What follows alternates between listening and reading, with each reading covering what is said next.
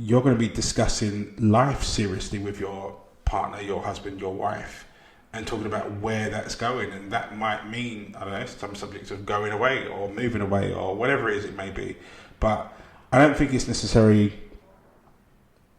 a thing of going right, well, as drastic or dramatic as saying, should I move on? But you definitely need to evolve with it and not be looking for what you used to have in what they now have, because it's not a she anymore, it's a we.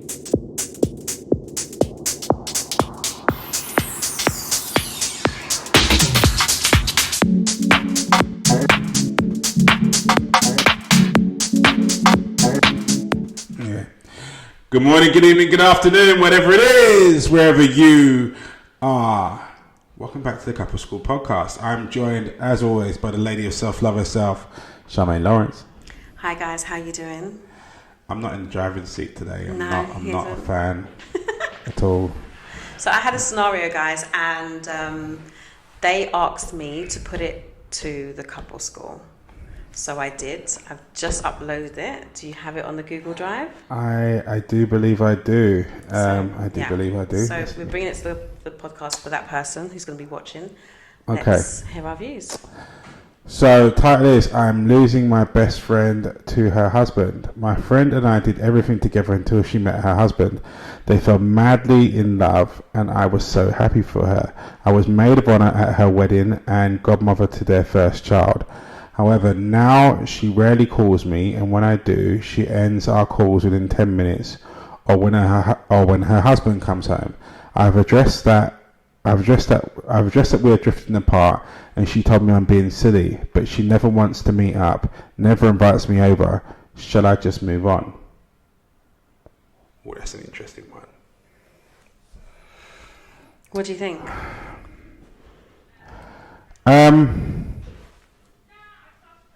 Okay. I don't think necessarily it's as drastic as moving on, but I do think you need to accept that relationships evolve and they change. And particularly when you've got a whole dynamic shift, like when you've got two people that have been friends for a very long time, you've got friends that have gone through the ages of relationships that didn't necessarily matter or didn't work. Then when you throw in a husband and then you throw in a child and then you throw in collective goals now as a family, you've got to accept that that person's identity essentially is now changed. Then that doesn't mean that they don't love you as much or they don't respect you as a friend as they used to, but their priorities have changed and the people that rely on them has changed and their whole world has changed. You add a child in there that's another evolving rapid force in there, then it forces change to go on. And you don't know also what's going on in their relationship behind closed doors. I'm assuming that they're happy and everything's fine and dandy, but even in that, you're going to be discussing life seriously with your partner, your husband, your wife, and talking about where that's going. And that might mean, I don't know, some subjects of going away or moving away or whatever it is it may be. But I don't think it's necessarily a thing of going right, well, as drastic or dramatic as saying, should I move on? But you definitely need to evolve with it and not be looking for what you used to have in what they now have, because it's not a she anymore, it's a we. Yeah. I sometimes find, I've had this question a lot, especially mostly from women. I don't know if you've had any from men, but mostly from women. I have this question a lot about friendships and how, they've changed because, they've got a partner now or so forth. But I think it's a very selfish thing not to understand that relationships evolve. Your relationship with your friend should evolve. And I think you're looking at it from a very me situation rather than looking at where they're at and what they have to do. And even just thinking about my day, me and Andrew's talking about how difficult this week has been, just busy with family and work and stuff like that. And to try and fit in a friend, and sometimes you're just drained to talk on the phone, who's got time? It's a busy week. You have to sometimes think about what other people may be going through. It's got nothing to do with not wanting to be your friend. Absolutely. It's about the fact that, sometimes people have a lot going on. Let me put it this way in context. For me, the only time you can really have a long, sustained conversation with me is when I'm in the car in transit to somewhere.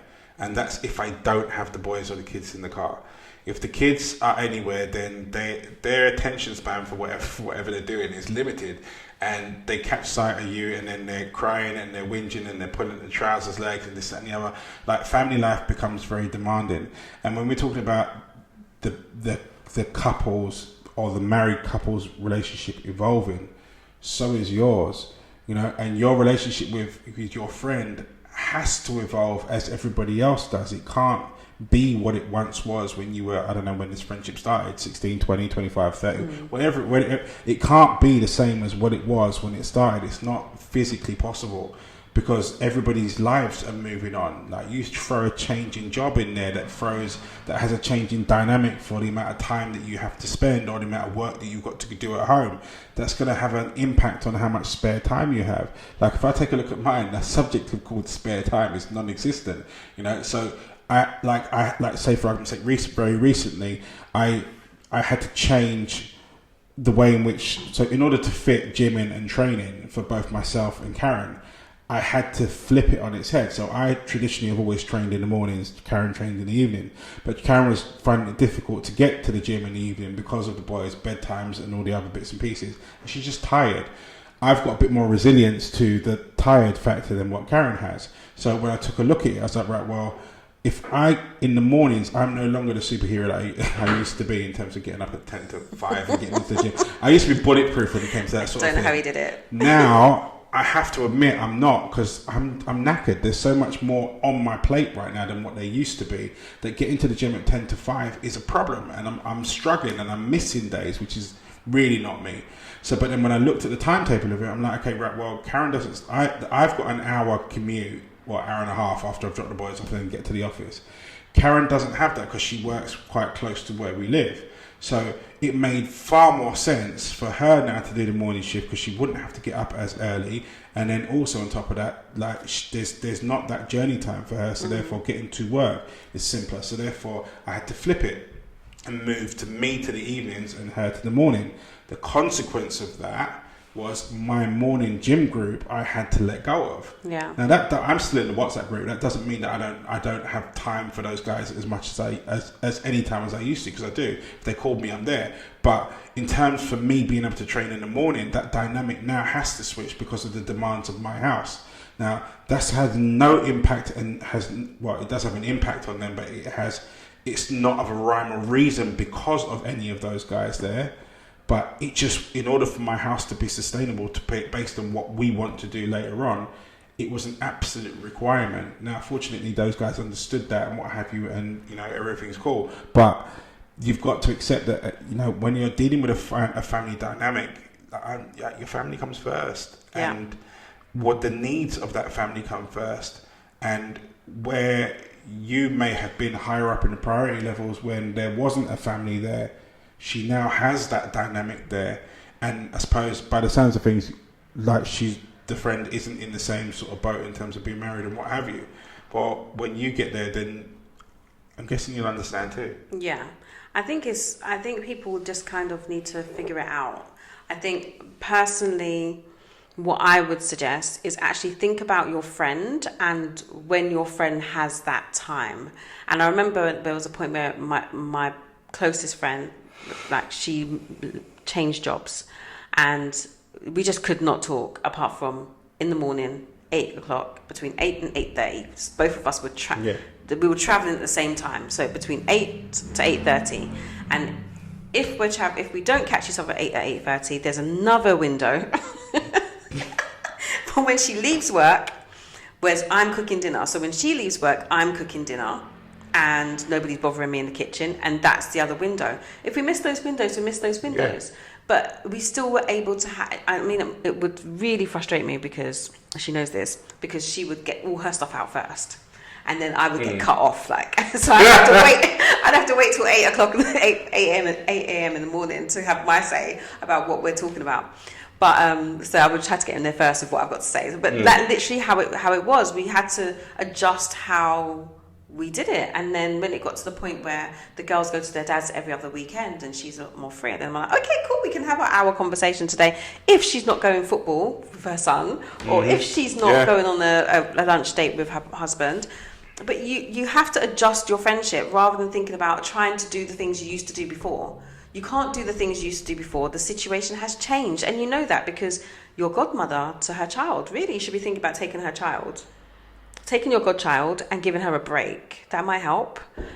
Well, I think you 100% you should bring these feelings to your friend, so your friend's aware. Not in the sense of going right. Well, I'm thinking of moving on because you ain't got no time for me, but expressing to her that how important the friendship is to you, and therefore acknowledging the times that you've got. I've got friends of mine that are very, very dear to me, but our friendship circle has always been one that just understands that, you know what, we're out here trying to trailblaze and trying to do this and trying to start this and trying to fix this, and then we've got kids here, our partners here, you know. So we accept that there used to be periods of weeks where I didn't speak to close friends of mine. But we understood that didn't mean that the closeness was reduced. It just meant that the time was that manic that there wasn't that time, and we just have to accept that in this day and age of us trying to do stuff, we're trying to do more and more and more within the same period of time, because no one's added any more hours to a day or extra days to a week. So the more we try and cram in there is the more sacrifice that has to be made. And you know, when you're taking a look at it as a family member and parent and a husband or a wife and what have you, you take a look at it and go, right, well, these people are my core here now, because they're the ones that are relying on me for their life and my life. You know, I love my friends. That's the next layer of thing. But these ones in here will always take priority. You know, and as a friend, you would expect that your friend would accept that and understand that and work with you to find a way around it. I mean, a 10-minute conversation that, like, in my world, trust me, is if you try and call me at home and try and occupy 10 minutes, you'll be lucky if you get 5, because I've got agreed times, like couple school, after school, say, for argument's sake. I'm agreed I'm allowed to do that, but I've got to get the boys, got to get them bathed and one of them off to bed, and Karen goes up to bed with the other one in order to be able to get back downstairs, to get that time in. Then I finish that and I've got to pick up my laptop and finish off the emails that I have for today. And then I might get a piece of time where I can sit down and just stare at the TV blankly with a glass of something strong beside me, but I'm not answering my phone when it comes to that, because that's the only time I've got during the day. That's mine. And the reason why I'm saying that is just for you to get your head around the fact that, you know, when you're a parent and you've got a child to deal with and then a husband or a wife to deal with, and you've still got work to deal with, and you might have a few things that you're trying to do on the side, like, time is the bit that you're scarce. It's the currency you don't have a lot of. And so don't be, like, you should be happy that you're getting 10 minutes, you know, and I don't mean that in a bad mind way. Be happy that you are important enough to her to want to spend that 10 minutes and have that conversation amongst the chaos that might be her house. Yeah. And I just think it's just think about it a little bit differently. Think about it a bit more positively. And also about, I know, like, maybe being the single person, I've been the single person with people in relationships, right?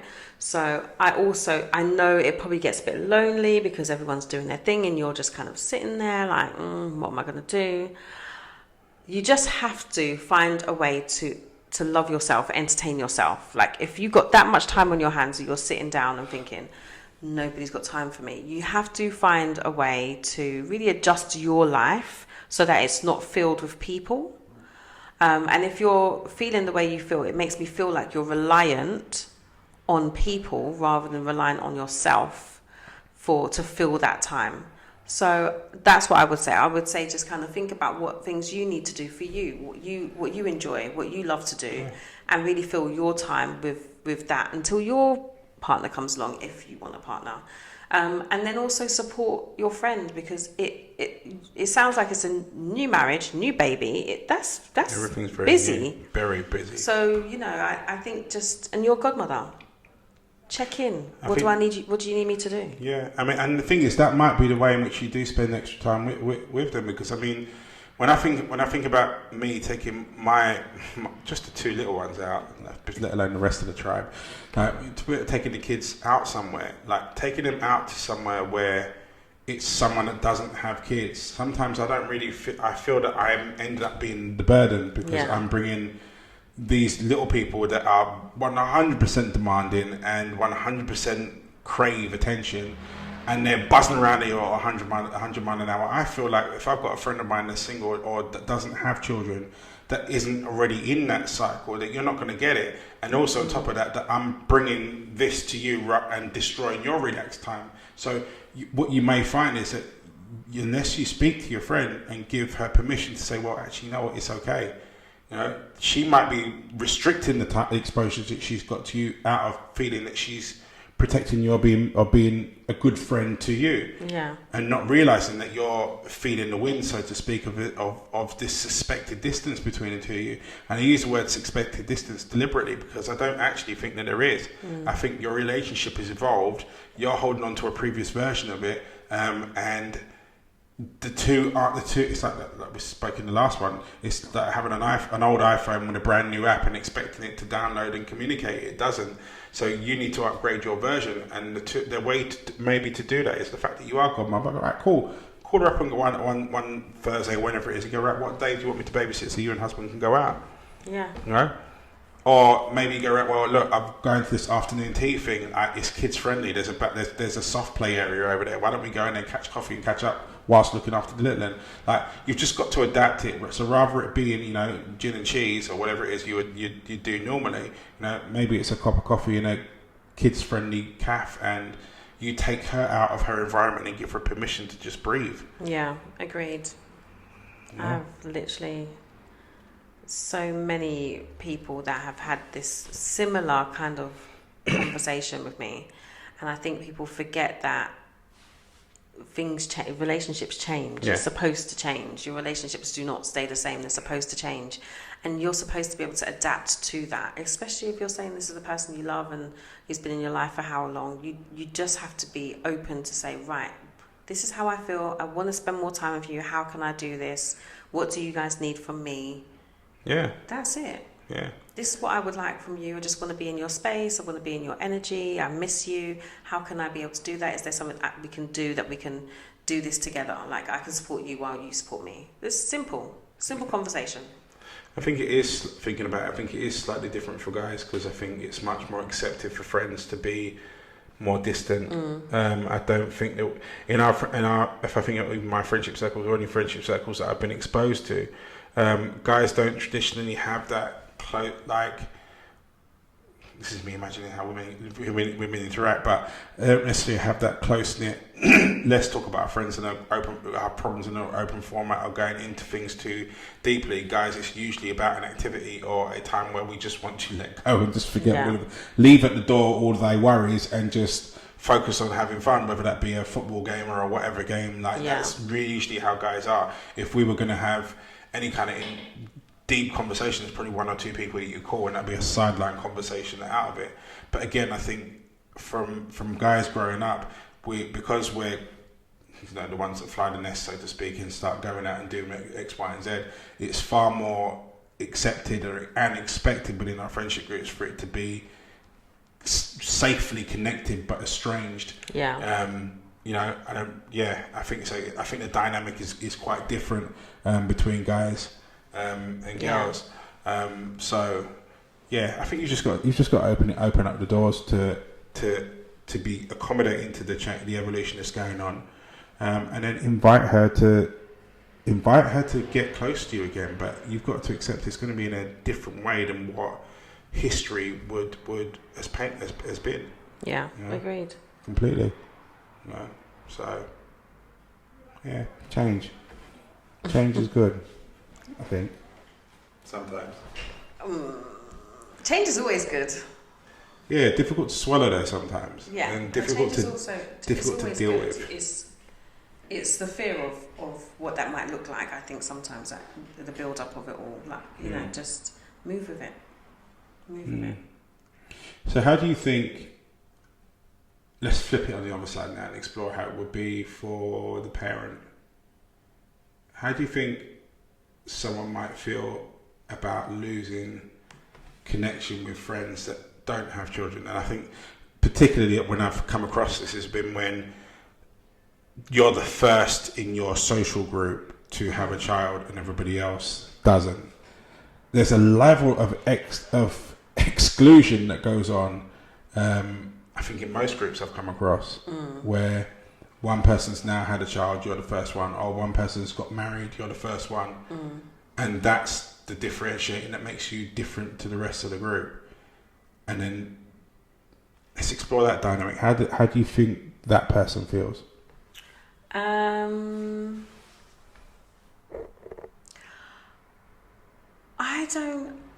I think it depends. Like you talk about just having a child or being in a relationship, having a child, and like creating a new family unit. Yeah. I think in terms of creating, I don't know. I have been in a situation where I've created a new family unit, and therefore my family unit doubled. And so my time was now dedicated to a new unit. And therefore, like when friends are like, oh, just bring the kids. I'm like, do you know how many kids I've got now? And so I actually got invited to less things because it's no longer just, my 2 children and me. It's now my 2 children, me, my partner, and his 2 children. So we've gone from 3 to 6 people. And that's an extra 3 people's mouths to feed. So where you just pop in and go, oh yeah, we just make a bit of pasta. Now you've got to make it. That's a whole family to feed. So I got invited to less things with the full tribe. So they would wait till my weekend when I don't have children. Yeah. And it would just be me and my partner. Okay, you 2 can come. Let's go. That's a good thing. And I'm touching on the mouths to feed bit. The amount of some of the invites that I've declined of events to turn up to just because I don't want to pay the food bill. Because my kids eat, man. And the thing is, they're not even sorry. They eat. Like my son, he's 15 now. That boy, he was celebrated when he went from the kids menu to the adult menu. Oh yeah. I commiserated when he went from the kids menu to, because this boy will eat. He's a growing boy. So he's packing it away. So when the waiter comes round, I'm wanting to kick him under the table certain times. And my debit card is shaking right about now. Let alone before you get to the 2 little ones that might nibble on something. They order something big, nibble on something, and then don't want it anymore. Yeah. Then my daughter, she doesn't really want to eat. My big girl, she'll eat like a full grown man. So certain times I look at it and I'm like, I don't want to come out. Yeah. Because I can't afford it. Blatantly, I can't afford it. Me, I'm looking at it and I'm like, nah. Certain times we go out and I'm like, I let everyone else order and I eat when I get home. Yeah. Because just to try and lessen the bill. It's interesting. Yeah, I don't know. I feel like I don't know. I didn't feel any negative emotions to adjust into that. I just knew what it was, but I also do make time for friends. Yeah. And it's usually every other weekend when I don't have the children, when I'm tidying the house. Everyone knows that while I'm tidying up, I'm going to call because I can get through the tidying quickly and I also can be just talking on the phone and I'll just get everything done. And then I'll come off the phone as soon as I finish tidying because it means I can do 2 things at one time. And I just think I've never been in a position where I've not been able to meet with friends, but I tend to not speak to people in the week. I used to coach one-on-one in the week and I was like, I can't do that anymore. I can't do that. So I have specific weeks where I can do one-to-one coaching and maybe Saturday, depending on if they're doing a package. But other than that, I can't do that. It doesn't fit into, I can't even, that's my time. I'm very, me, self-love. I mark times that it's my time. I cannot, I will actually answer the phone and say, sorry, why are you calling? Is there an emergency? No? Okay, well, I've got to go because it's my time. Are you doing anything? Yeah, what are you doing? I'm watching TV. Oh, do you want to do? No. I've scheduled to watch TV. Yeah, see, I ain't like that. See, I've scheduled to watch TV. I'll be watching TV and I'm answering emails and I'm doing this and I'm doing that. But I can leisurely do that in my time without people on the phone telling me what I have to do. That's my leisure if I choose to. One other thing just sort of popped into my head, going back to the original scenario. Yeah. You'd be surprised how many, particularly on their first child, how many women actually experience depression because they're not in contact with their friends as much, and they don't feel that they can come to their friends because they've got the child now. Husband is there, then after paternity leave, he goes back to work and they're left at home, baby by themselves. So I think just going out to a person that sent us the scenario in, remember that they might be feeling more alone than you give them credit for, and that running off the phone might not be them saying that they ain't got time for you or they don't want you. Maybe that's them not wanting to let you know that they're not alright. So it might be worth your while actually really finding a way to reconnect with her and then giving her permission to create that friendship again in a new vibration that fits with her new vibration. Yeah. I watched the film on that a little while ago, and it was eye-opening to how many women that were left at home on their own with just a kid there during the day when everybody else was at work. Yeah. And they used to be the star of the party, in the middle of everything, and then all of a sudden now, no, when friends get home and can be contacted, the husband's at home and there's expectations for her to spend time with him and the kid, and the kid's waking up in the middle of the night, and the husband's going off to work, and the time that they have got the kid down for a nap after being completely exhausted, like no one is there to be able to speak on the phone, and they just ended up, giving birth to a human but alienating themselves. So sometimes people's not wanting to maintain contact or keeping contact distant or short is really just them not wanting to give you, particularly if you're close to them and you'll be able to read between the lines, not wanting to give them the option to see that they're not coping very well. So yeah, use that opportunity to sort of reach out, touch base, agreed, and help the wheels spin on. Anyway, we're out of time. Couple School After School, Tuesday 8:30, live on Instagram. Make sure you join us. Go on. Just in case you forget, we need to see you guys on Couple School After School on Instagram. It's 8:30 every Tuesday. We love having you. It's been so amazing. You guys have been joining us live, and it's been a lot of fun and laughs. Yep. So make sure you join us. What else have we got? Subscribe. Yep. Don't forget the bell. Yeah. This is usually your thing. I know. Subscribe and the bell. I don't know. I was just going to do Couple School After School. Hit the bell, subscribe somewhere down here. So the subscribe button is down here. Oh, did you figure it out? Yeah, it's down there. The bell, I think, is up there in the top left. So don't forget to hit the bell because it helps. We've been doing this all week. Yeah, somewhere there. So it helps the infamous algorithm and keeps you updated, but keeps us at present and correct place in the whole grand scheme of podcasts and people that like to talk on the internet and all that stuff. Anyway, that's us out for this week. You stay strong, stay focused. Take care. Bye, guys.